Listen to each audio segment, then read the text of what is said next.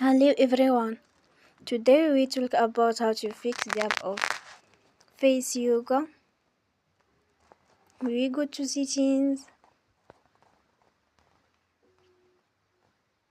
then we click on apps. After that we search the app Face Yoga and we click. Then we on for stop.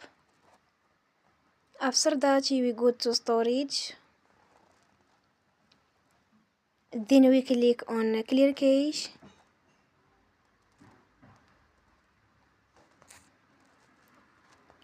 We go to Play Store and they will update your app. Don't forget to support us by like and subscribe. See you next time and thank you for watching.